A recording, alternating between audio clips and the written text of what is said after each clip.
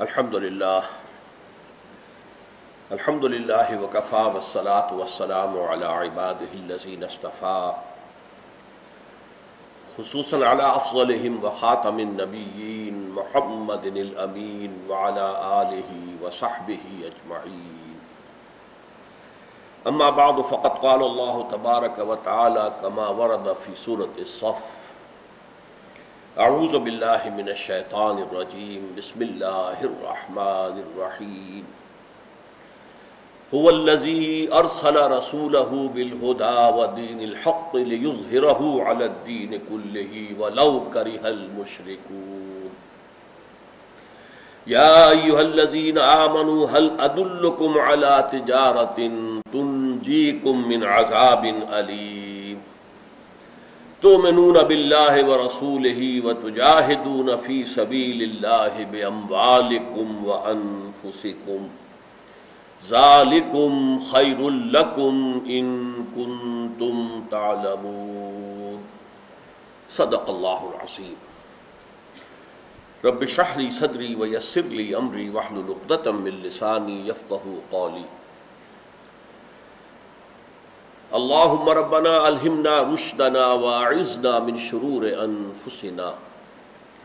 اللہم ارنا الحق حقا وارزقنا اتباعہ وارنا الباطل باطلا وارزقنا اجتنابہ. آمین یا رب العالمین. سورہ صف کی آیت نمبر 9 کے بارے میں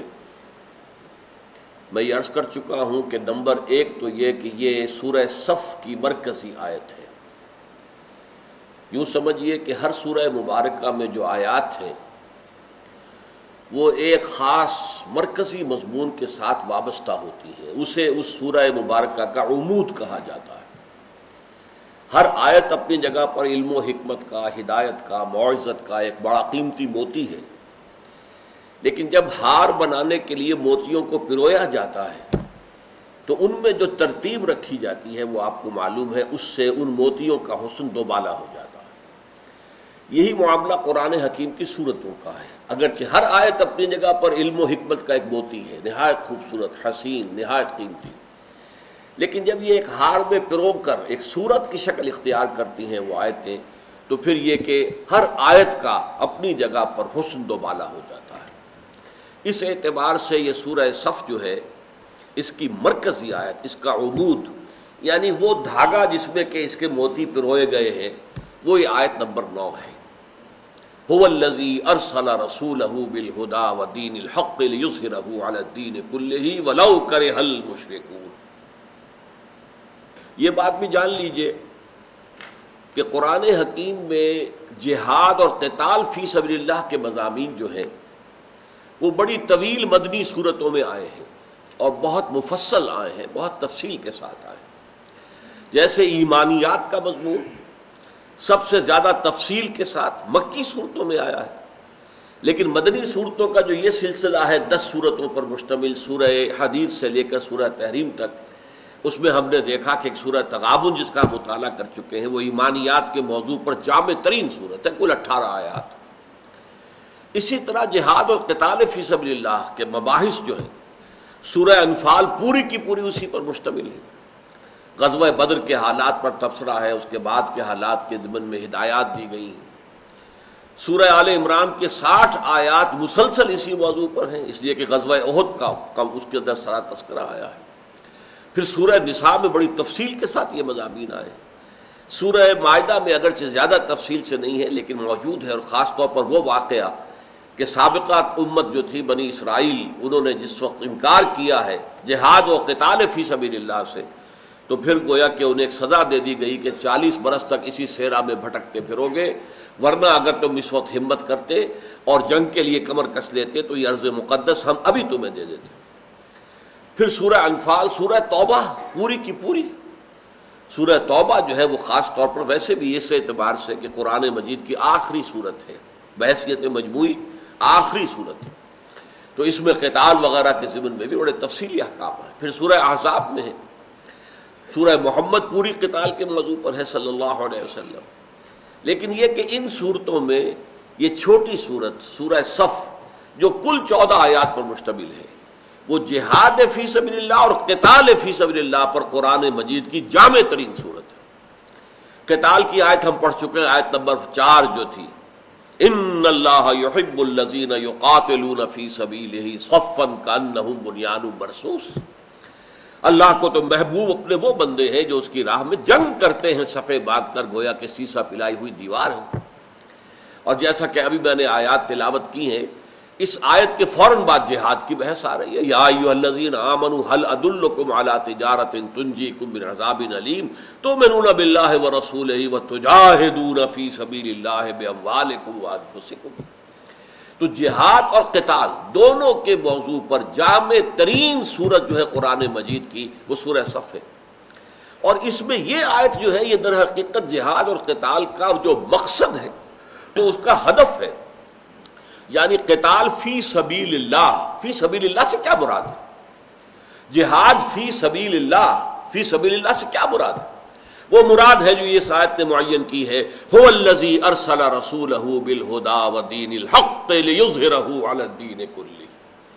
وہی ہے اللہ جس نے بھیجا اپنے رسول کو صلی اللہ علیہ وسلم الہدی، قرآن حکیم، ہدایت کاملہ دے کر اور دین حق دے کر، سچا دین جو مبنی بر عدل و قسط ہے، مکمل نظام زندگی، تاکہ اسے غالب کریں پورے کے پورے نظام زندگی پر۔ یہ ہے مقصد جس کے لیے جد و جہد ہوگی تو وہ جہاد فی سبیل اللہ ہے، اس کے لیے جنگ کی نوبت آ جائے تو وہ قتال فی سبیل اللہ ہے۔ تو فی سبیل اللہ کا مفہوم معین کرنے والی آیت یہ ہے، تو چنانچہ یہ ہے اس کی مرکزی آیت۔ پھر میں آپ کو بتا چکا ہوں کہ امام الہند شاہ ولی اللہ دہلوی رحمۃ اللہ علیہ نے اسے نہ صرف سورہ صف کا، پورے قرآن کا عبود قرار دیا، اور مولانا عبید اللہ سندھی رحمۃ اللہ علیہ نے اسے ایک بین الاقوامی اسلامی انقلاب کا عنوان قرار دیا ہے۔ اور میں نے اس میں ایک بات مزید عرض کی تھی کہ میرے نزدیک سیرت النبی صلی اللہ علیہ وسلم کے فہم کے لیے یہ آیہ مبارکہ کلید ہے۔ اگر یہ آیت سامنے نہ ہو تو سیرت سمجھ میں نہیں آئے گی۔ آج میں تھوڑی سی روشنی اس موضوع پر ڈالنا چاہتا ہوں، اور اس کے لیے پہلے میں حوالہ دینا چاہتا ہوں مستشرقین کا، کہ انہوں نے سیرت کے بارے میں کیسی گول مول باتیں کر کے اور لوگوں کے ذہنوں میں ایک اشکالات اور شبہات پیدا کیے۔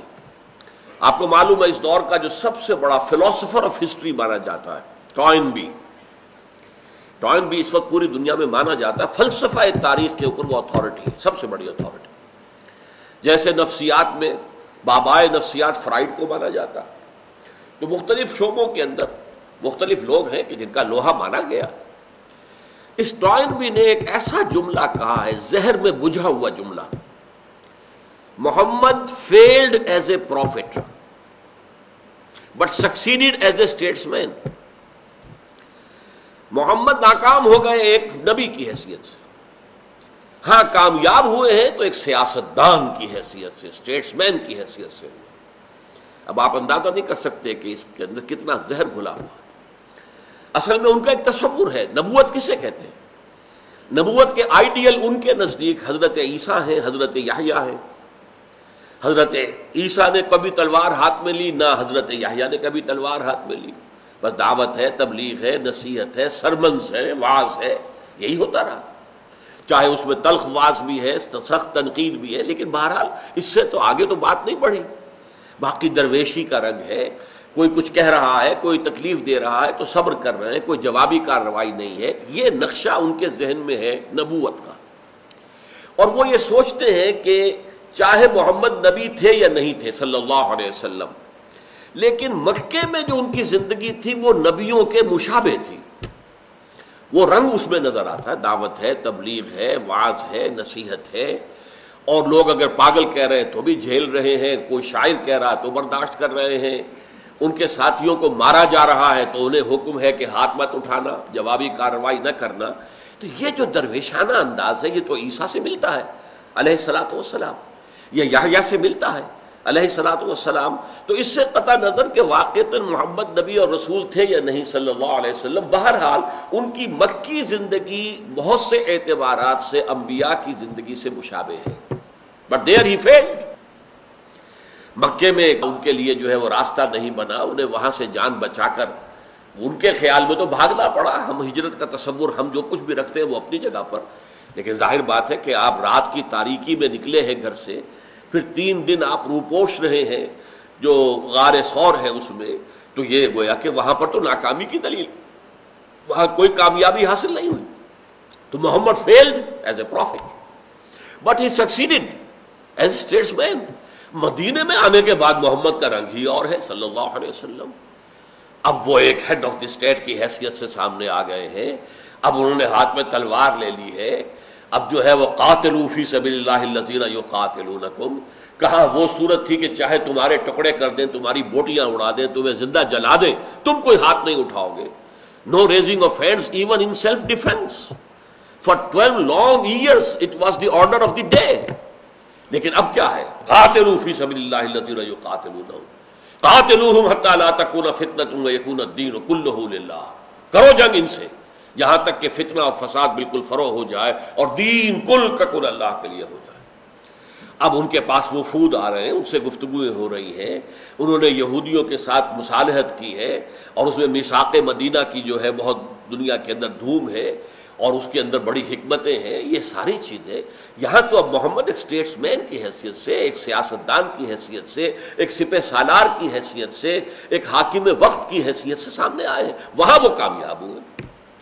یہ ایک جملہ ہے جس سے کہ آپ سوچئے کہ جو شخص بھی پڑھے گا اس کو کس قدر اس کے ذہن میں زہر گھل جائے گا حضور کے بارے میں کہ یہ تو تضاد ہے واقعتاً. اچھا، اس تضاد کو مزید ہائی لائٹ کرنے کے لیے، نمایاں کرنے کے لیے پروفیسر منٹگومری واٹ نے 2 والیومز میں حضور کی سیرت لکھی. اب ہم تو بڑے خوش ہیں، برطانیہ کا اتنا بڑا پروفیسر دانشور حضور کی سیرت پر اس نے 2 والیومز لکھ دی. لیکن اور اسی لیے آپ کو یاد ہوگا کہ انہیں خاص طور پر جب ہمارے سابق صدر جو تھے مرحوم ضیاء الحق صاحب نے جب یہ سیرت کانفرنسوں کا سلسلہ شروع کیا تھا، ایک مرکزی کانفرنس ہوتی تھی اسلام آباد میں، پھر صوبائی کانفرنسیں ہوتی تھی، صوبائی جو بھی دارالخلافے ہیں، پھر ہر محکمے میں کانفرنس ہو رہی ہے، ہر جگہ جلسے ہو رہے ہیں. تو اس میں ایک موقع پر ڈاکٹر منٹگومری واٹ کو خاص طور پر یوں سمجھیے کہ مہمان خصوصی کی حیثیت سے انہیں بلایا گیا، ان سے تقریر کرائی گئی. اور ہمیں یہ معلوم ہے نہیں کہ اس نے کتنا زہر گھول دیا ہے. اسی ایک جملے کو ہائی لائٹ کرنے کے لیے اس نے حضور کی سیرت کو 2 حصوں میں تقسیم کیا. Muhammad at Mecca 1 volume, Muhammad at Medina 2 volume. واضح کیا کیا کہ یہ تو 2 محمد ہے، ایک محمد نہیں ہے. مکے والا محمد تو کچھ اور نظر آتا ہے صلی اللہ علیہ وسلم، مدینے والا محمد کچھ اور نظر آتا ہے. اچھا، مدینے والے محمد کے ذکر میں صلی اللہ علیہ وسلم وفداء آباؤنا و امہاتنا جتنے تعریفی کلمات ممکن ہیں سب استعمال کر دی. حضور کی اسٹیٹس مین شپ، حضور کی موقع شناسی، حضور کی مردم شناسی، بر وقت اقدام کرنا، یہود کو جکڑ لینا میثاق مدینہ میں، مہاجرین اور انصار کو جکڑ لینا مواخات میں، بھائی بھائی بنا دیے گئے. اب ایک ایک چیز کے بارے میں غور کیجئے، ایک ایک چیز کے بارے میں غور کیجئے. پھر حضور بحیثیت سپہ سالار، آپ کی دانش مندی، آپ کی جو آپ کہیے ملٹری پالیسی، اسٹریٹجی، کس طریقے سے آپ نے دب کر صلح کر لی قریش کے ساتھ، دب کر، تاکہ بالکل یکسو ہو کر یہودیوں کے ساتھ آخری مارکہ ہو جائے اور خیبر پر حملہ کر کے تاکہ ہمارا جو پشت ہے وہ محفوظ ہو. جنوب میں ہے مکہ اور شمال میں جانا ہے خیبر کی طرف. اب اگر مکے والوں سے یہ معاہدہ نہ ہو گیا ہوتا صلح حدیبیہ تو اندیشہ تھا کہ مسلمان اگر خیبر پر حملے کرنے کے لیے نکلتے تو ادھر سے قریش آ کر مدینے کے اوپر حملہ آور ہو کر فتح کر لیتے. لہذا پہلے آپ نے ان سے صلح کی اور دب کر صلح کی، اس کے بعد یکسو ہو کر پھر حملہ کیا اور یہودیوں کا جو آخری گڑھ تھا اس کو ختم کر دیا.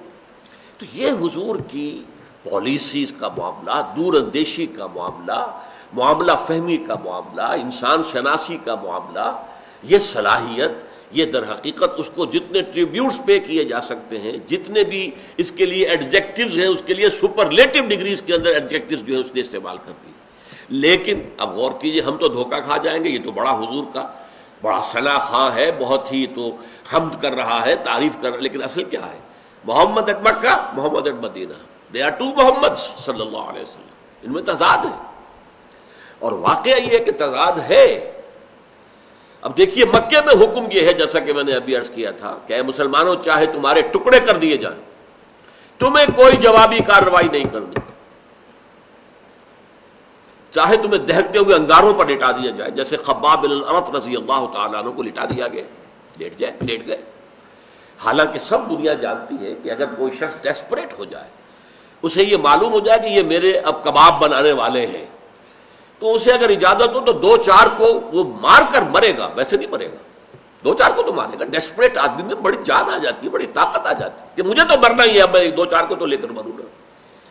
چھوٹی سی کیا جانور ہے یہ بلی، اگر اسے بھی آپ کسی کارنر کر لیں کسی جگہ پر اور اسے معلوم ہو کہ اب اس کے لیے بھاگنے کا کوئی راستہ نہیں، تو وہ آپ پر جھپٹے گی، آپ کی آنکھوں پر حملہ آور ہوگی، براہ راست چھلانگ لگا کر آئے گی آنکھوں کے اوپر۔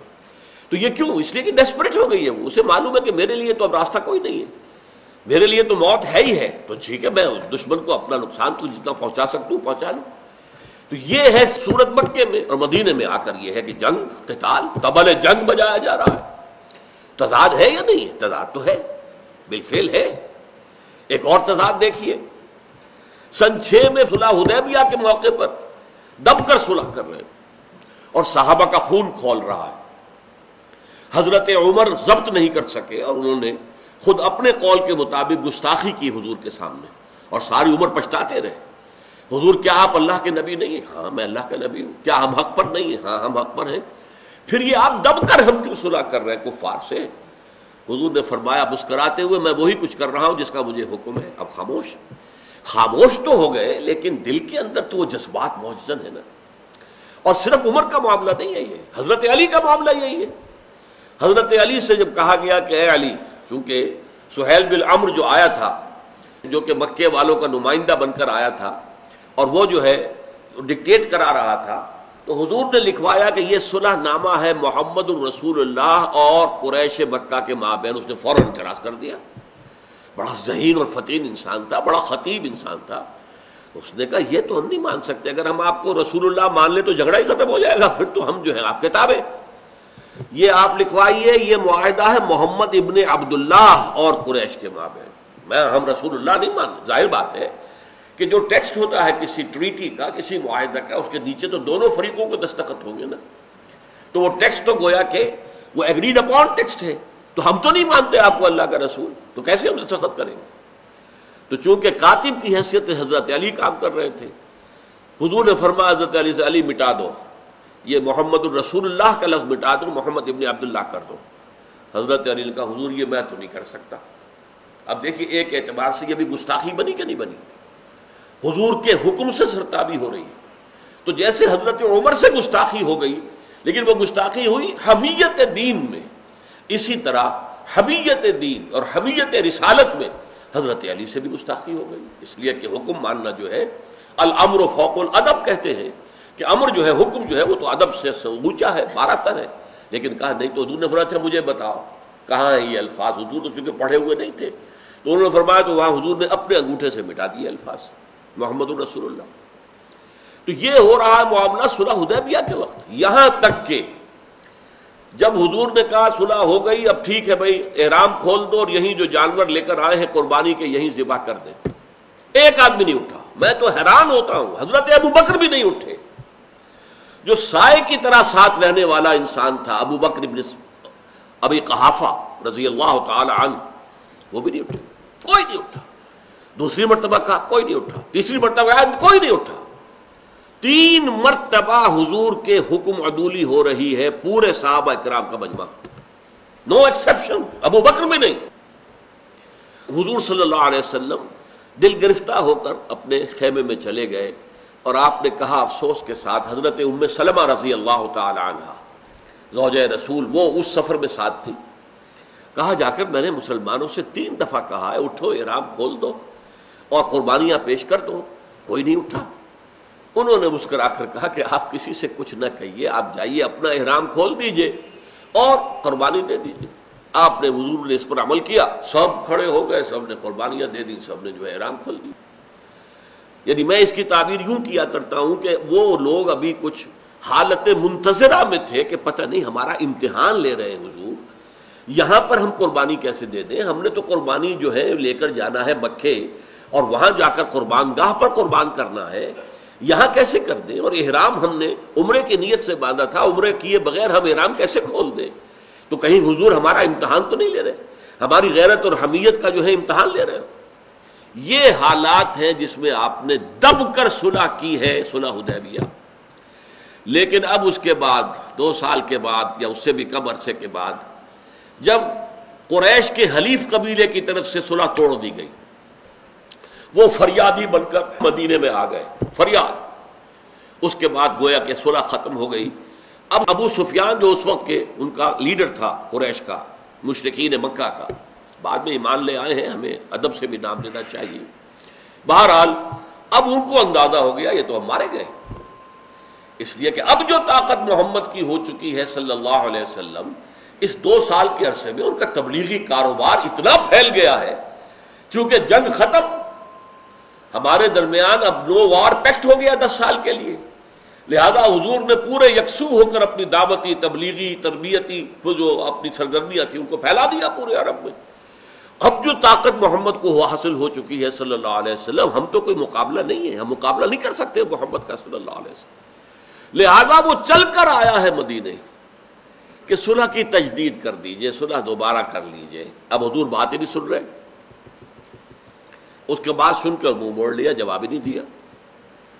اب وہ سوچتے ہیں ابو سفیان کیا کروں، کس سے میں سفارش کرواؤں؟ تو خیال آیا میری بیٹی ان کے گھر میں ہے۔ آپ کو معلوم ہے کہ ام حبیبہ رضی اللہ تعالی عنہا ابو سفیان کی صاحبزادی تھی، اور اب وہ حضور کی زوجہ محترمہ ہے۔ تو گھر میں گئے حضرت ام حبیبہ کے، وہاں گئے تو چارپائی کے اوپر بستر بچھا ہوا تھا حضور کا، تو بیٹھنے لگے تو ام حبیبہ نے کہا ابا جان ذرا ٹھہریے۔ وہ بستر جو ہے وہ طے کر دیا، کہا اب بیٹھے۔ اب یہ سیاس آدمی، سیاستدان آدمی، ڈپلومیٹ آدمی کھڑے ہو گئے ٹھٹک کر اور کہا بیٹی یہ بستر میرے قابل نہیں تھا یا میں اس بستر کے قابل نہیں تھا؟ کہا کہ ابا جان آپ اس بستر کے قابل نہیں ہیں، یہ بستر محمد رسول اللہ کا ہے صلی اللہ علیہ وسلم، آپ مشرک ہیں، نجس ہیں، ناپاک ہیں۔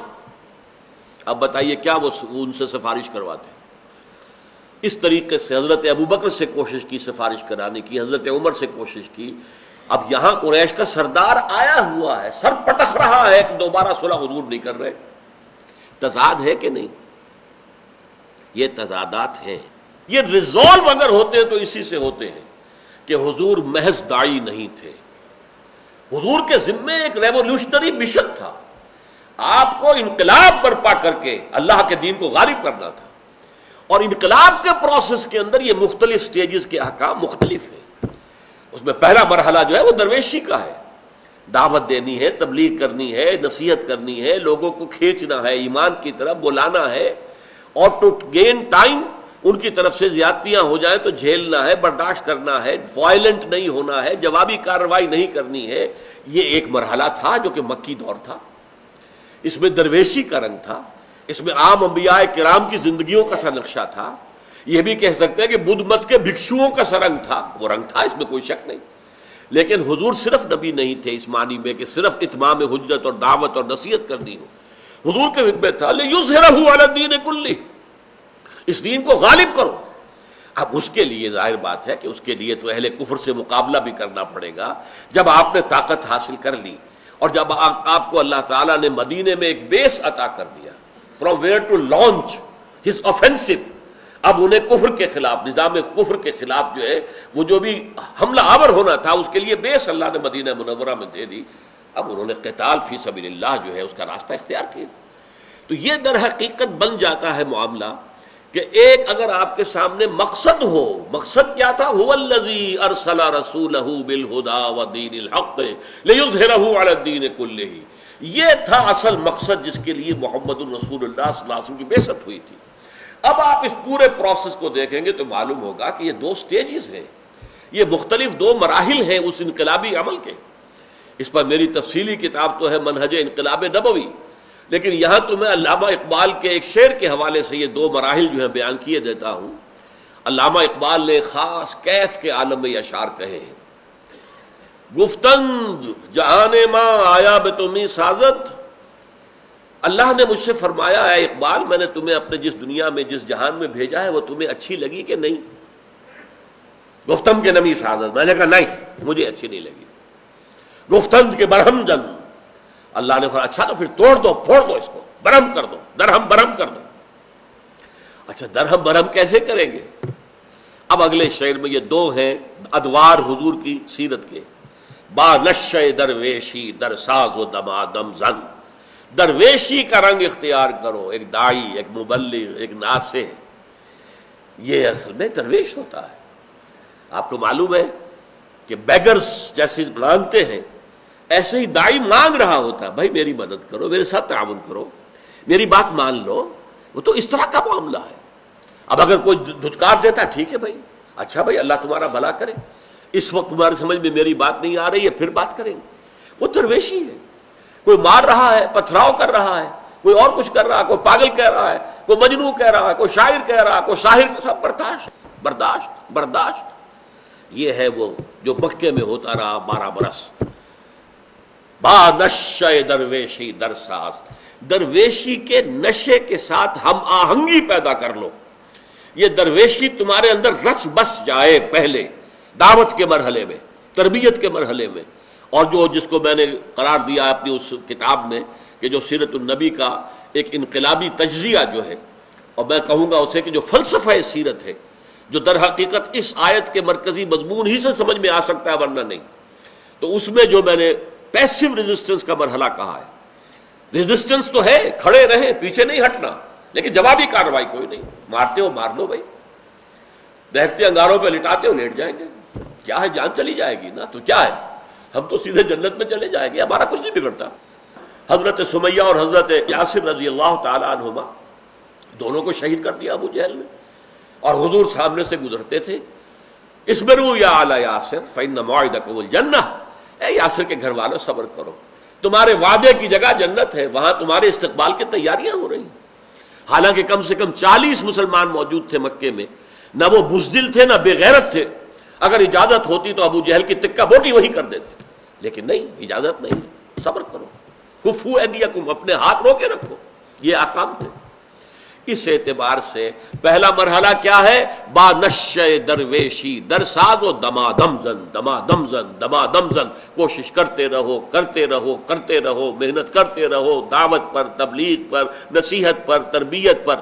لیکن چوں پختہ شوی، جب تیار ہو جاؤ، پختہ ہو جاؤ، چوں پختہ شوی، تعداد بھی کافی ہو جائے، وہ تربیت یافتہ بھی ہے، ان کا تزکیہ بھی ہو گیا ہے، وہ منظم بھی ہے، وہ سم و طاعت کے اوپر کاربند ہے، وہ حکم کے اور چشم و ابرو کے اشاروں کے منتظر ہے.